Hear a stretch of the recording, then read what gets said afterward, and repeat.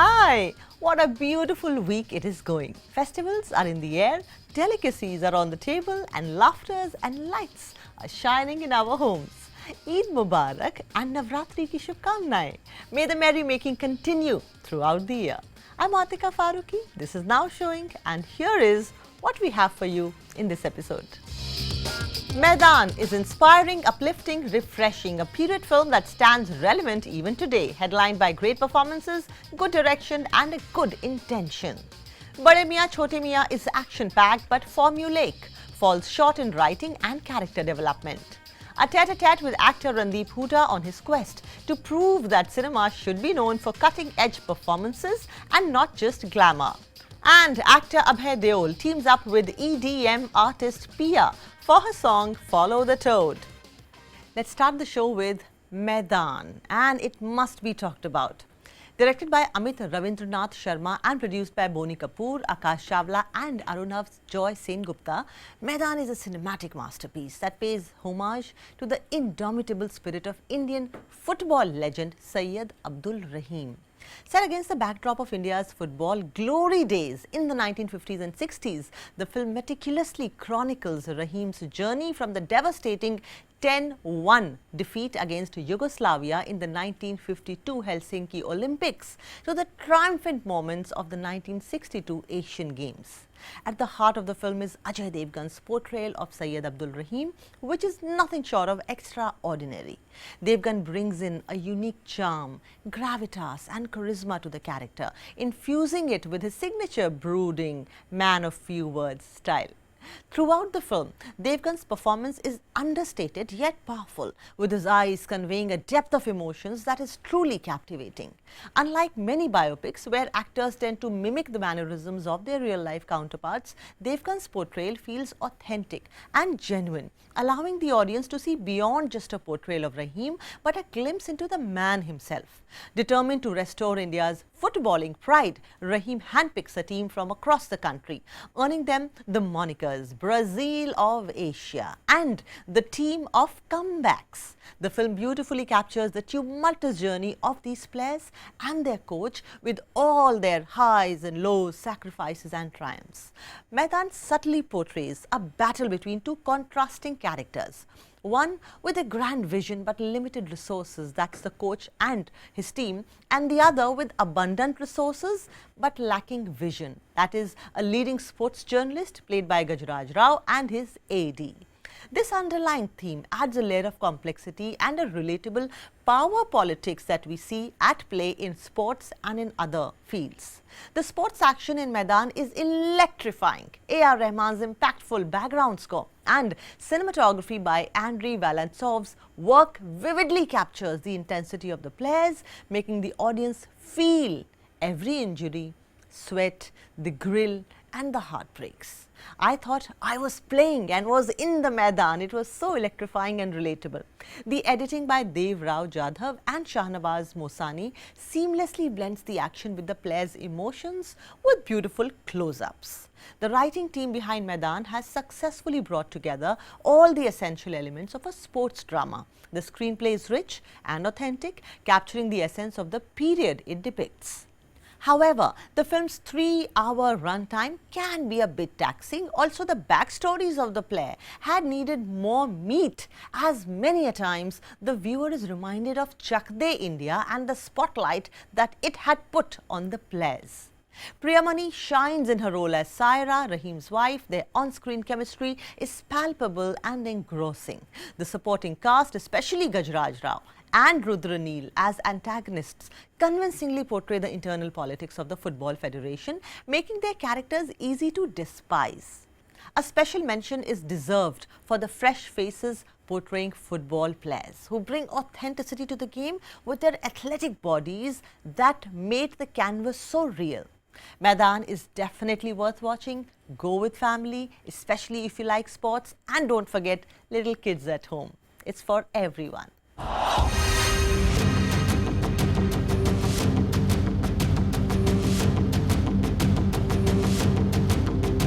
Moving on, Director Ali Abbaz Zafar's latest offering, Bade Miyan Chote Miyan, we'll call it BMCM, promised to be a thrilling action film with a comic twist, starring Akshay, Kumar, Tigger, Shroff, Manushi Chiller, Alaya F and Prithviraj Sukumaran. The film sets out on a high-stakes mission to save the country, led by two court-martialed officers, Captain Feroz, played by Akshay Kumar, and Captain Rakesh, played by Tigger Shroff. They are tasked with retrieving the stolen Karan Kavach, a crucial package from the masked enemy Kabir, that's Prithviraj Sukumaran, under the command of Colonel Adil Shekhar Azad, played by Ronit Bose Roy. Ali Abbaz Zafar deserves praise for his skillful direction in crafting a screenplay filled with elaborate action sequences. The film's action set pieces designed by Craig McRae are a visual treat, especially the one before the interval, setting the momentum for the latter half. Despite the lack of emotional depth in the performances, the action sequences somewhat compensate for it hence. The film would have been a perfect fit for the time it would have released a decade ago. In the year 2024, where films like Pathaan and Jawan have set a high bar for Bollywood, Bade Miyan Chote Miyan feels like a film that missed its timing by roughly 10 years. While it tries to check off all the boxes for a typical Bollywood popcorn flick, it struggles to stand out in a landscape filled with similar hyper-masculine narratives. Akshay Kumar and Tigger Shroff deliver passable performances, with Akshay's mastery in action sequences standing out. Manushi Chiller's portrayal of Officer Misha, while wooden at times, is impressive though. Alaya F's portrayal of IT specialist Pam is hindered by Gen Z lines that overstay their welcome. Prithviraj Sukumaran impresses with his conviction in delivering even the most banal lines, but his performance is let down by unimaginative dialogues. Ronit Roy's portrayal of Colonel Azad epitomizes the archetypical rule-abiding army man. BMCM, that is Bade Miyan Chote Miyan, despite its significant budget, disappoints with its substandard CGI. The music by Vishal Mishra fails to impress, lacking any standout tracks that could have boosted the film's appeal. In conclusion, Bade Miyan Chote Miyan falls short of expectations, failing to deliver a memorable or engaging experience. While the action sequences and performances offer some entertainment value, the film's lack of originality and uninspired writing make it surprisingly average. Ali Abbaz Zafar is respected and known for his previous successes, delivers an average effort here with BMCM, making it a casual watch. Ali is one of the best directors we have, and his fans expect nothing less than a great film after Sultan, Tiger Zinda Hai, Bloody Daddy in his kitty. I am not losing hope still.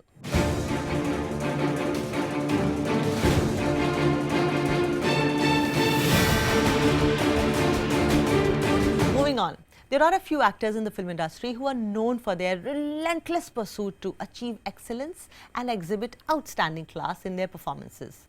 Naseeruddin Shah, Manoj Bajpayee, Om Puri, late Irfan Khan, Nawazuddin Siddiqui, Rajkumar Rao, Vijay Raz, K.K. Menon are some of such names.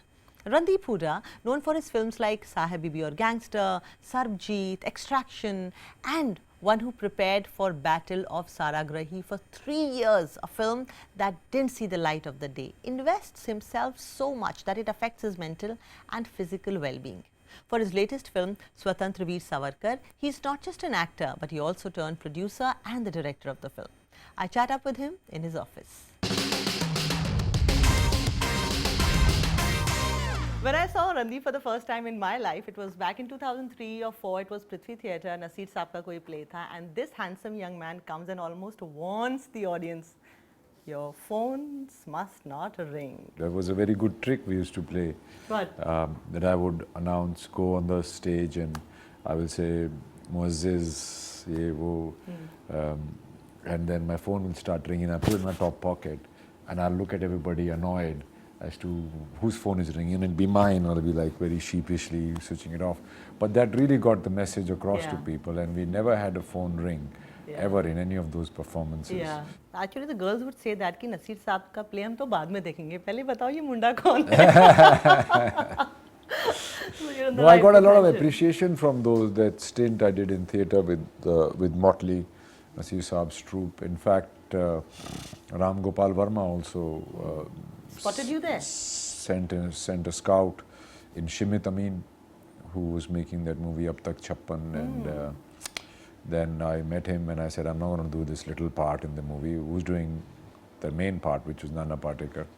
Anyway, so the Ramuji also came and saw the play, and then he called me and he cast me in this movie as a villain called Ek, and I left all other probable acting work. In 3 years, I was on a salary of 35,000 rupees a month to basically do nothing.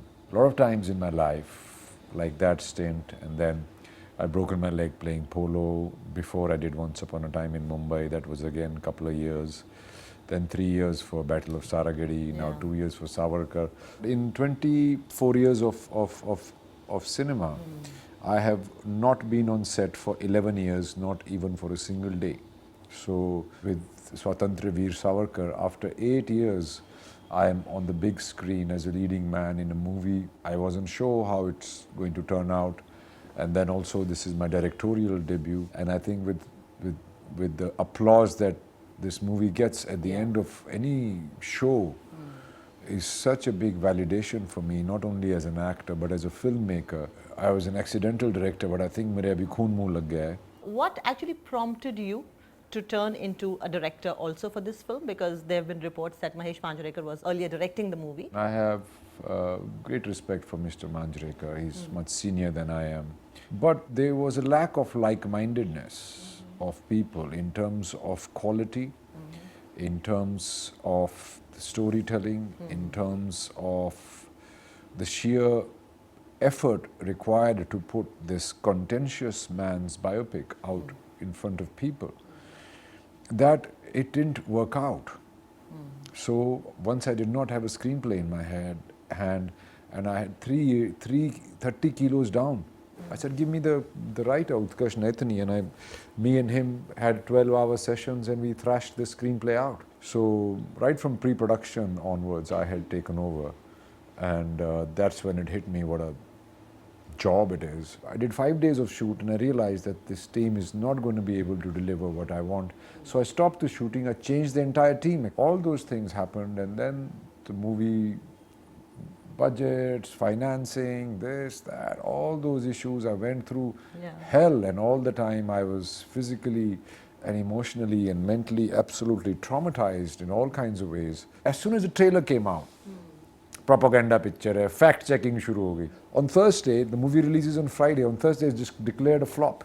And the whole time there is trolling, people are just trying to malign this film. But you know what? Savarkar ji's own lifetime, his legacy, the people have tried to drown that, to stop that, call him a divisive force, call him this, call him that, call him Mafi, what not. Yesterday our collection was same as what they were on the first Friday. We are holding on.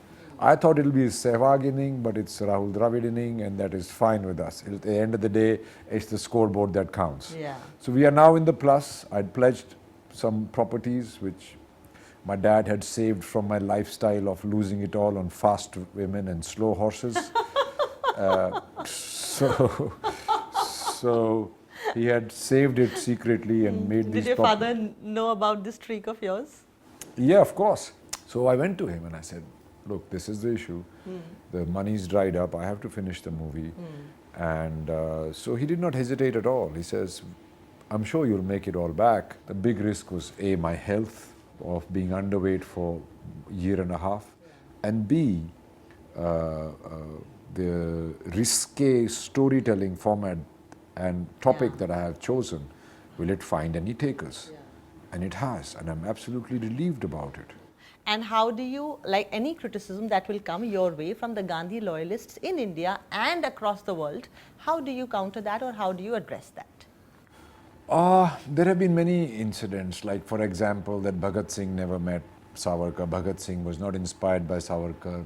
Subhash Chandra Bose was not inspired by Savarkar. I have so many proofs of it. The biggest proof being Bhagat Singh's jail diary, in which there are poems of Savarkar he writes repeatedly. We must have memorized them when he was in jail, he was writing them. My scenes with Mr. Gandhi and Mr. Savarkar are all well documented and in many, many books and research material. So you cannot challenge me on the facts and the truths of this movie.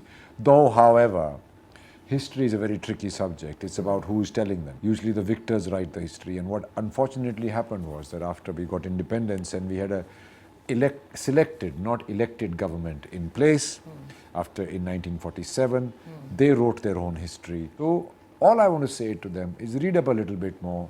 You cannot keep us in this narrative of where we are a Napunsak image in the world. That is what I'm talking about, extraction. Like anywhere go in the world, even normal things. Indian आदमी कभी उठ के कुछ नहीं करेगा. नहीं, कहाँ पे है image? 7-Eleven, clerk, doctor, technician, computer science. कहाँ पे दिखते हैं आपको soldier internationally? कहाँ पे दिखते हैं आपको Indians international? Because that's the image that we've been given, non-violence. Why is our country so big today, or so much say in the world? It's not only because of our diplomacy or our young economy, it's because we're armed to the teeth.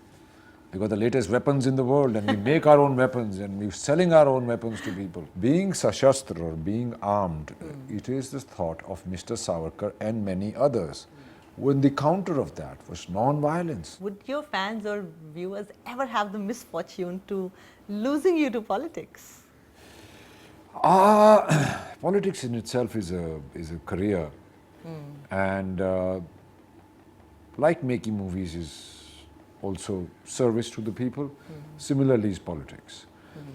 But politics, I don't want to be one of those politicians which just because of fame goes and wins elections and then just has nothing to do with the service of the people. बहुत तरीके से काम तो मैं तो circuit house में बैठ जाऊंगा जाके.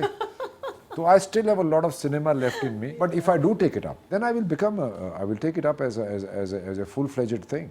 What has been the key shift in your professional and personal life now that you have witnessed this institution called marriage? More responsibility and a sense of reason to go home. The fact that that you are on your journey alone and all of a sudden all your decisions have to have participation, or if not participation, at least consideration for another soul that is tied in with all your decisions and actions in life. We always go and get married at the girl's house. Baraat wahan jati hai. So I felt very consciously, I was very conscious about the fact that I have to give respect to her family and her culture. Nobody knew about their culture. Not many people knew about their culture. And the ceremony was so simple and वो fire नहीं लगाते, वो तुलसी के चारों तरफ घूमते हैं. I am God for the day and she is the goddess and I'm not supposed to move. They told me if you move you'll not make a Maiti groom, good Maiti groom. So I sat there like a rock. I could see that. Yeah. And then she appeared and I couldn't even look at her, like I was looking at her like that. And she's putting that garland which she made by her own hands in the morning. So it was very beautiful. And my Sale Saab, Manikanta Laishram, he announced at the end of the ceremony when we were having dinner, he says, ये जाट लोग ही आके इस situation में यहाँ ब्याह कर सकते थे.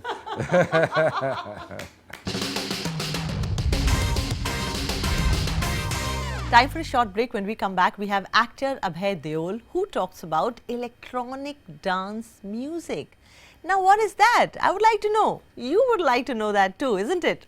Now, we all know that Abhay had lent his voice in the film Zindagi Na Milegi Dobara in the song Senorita, Suno Suno Da Da Da Da Da Da Da Da Da. I love that and I'm actually looking forward to see what has he done this time around in this one. Let's see.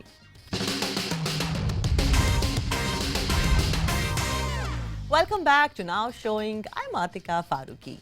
Actor Abhay Deol has collaborated with LA-based EDM artist Pia for her song Follow the Toad. Abhay featured in the music video of the song, which is a virtual production and is partly inspired by some iconic adventures such as Indiana Jones and the landscapes of the Lord of the Rings. And up next, we have Abhay and Pia in conversation with my colleague Vishal Chatkara talking about working together and electronic dance music. Abhay Deol, you have collaborated with Pia, who's an EDM artist based in US, and she's joining us from LA right now, for the visually stunning music video for the track called Follow the Toad. When and how both of you came together for this visual extravaganza? So the song came first, and the music entirely informed the visuals. And I have an amazing partner in my music producer, Animise. And when we finished it, it was this feeling I had like, oh, there's a big story here. I need to tell this. And the next day, I literally picked up the phone. I called Abhay and I was like, "Hi, are you free on these days?" It was out of the blue, so I was a bit surprised when she's like, "Oh, I'm ready with my track, and would you be in my music video?" And I was like, "Really? Sure, okay, sounds fun." I was in LA in those days as well, and so I was like, I'm always up for an adventure to collaborate with other artists. So yeah, I just jumped at it. So then, Abhay, how big fan are you of EDM? And Pia, what attracted you to this form of music? I think what appealed to at least this track, there's no lyrics, but it was a creative challenge to work with Animise because it was like, how do we still tell a story without words? I do like electronic music. Growing up in Bombay, we would go to Goa for our, extracurricular activities, and it wasn't necessarily electronic. It was far more heavier, side trance and stuff like that, which is also electronic, I suppose. So this one actually has a nice side trance ring to it, I think, which to me actually just took me back to my teenage and early 20 years. You also are part of a film called Bun Tikki, which is Yeah. produced by Manish Malhotra and it stars Shabana Azmi and Zinat Aman. Yeah. Were you a fan of Zinat Aman while growing up? Yeah, I think all of us were. It was Parveen Babi and Zinat Aman, right? Of the 70s, so to speak. And there's always this competition between them. I think I went from being a Parveen Babi fan to becoming a Zinat Aman fan. I've always admired her growing up. And so this was an opportunity for me to actually be in the same frame as her. I have to ask you about my favorite film, Swatantrya. I Yeah. remember watching it during a trial show when it was, the film, of course, was released in 2005 in March. Mm. Film has many moments. My favorite is where there's a wall between you and Aditi that's played by Aisha Takia, where you say कि Aditi ये सपने सच क्यों हो जाते हैं यार. What is your most cherished memory of Swatantrya, Abhay? Well, it was my first movie, so the whole experience was that of a newcomer, excited that I'm finally here, we're doing this. I kind of remember the first scene, ironically. It was in the college where I go to see her, early part in the movie, where we decided to say goodbye to each other, just, because it's not going to work out. And I remember, and I felt so good, like we both kind of went in, did our thing. There was no nervousness or nothing. We were just, because we'd done enough workshops and we'd kind of nailed our characters, at least in our own heads. And I remember Imtiaz coming up to us and saying, "Wow, you two are just not nervous at all, are you?"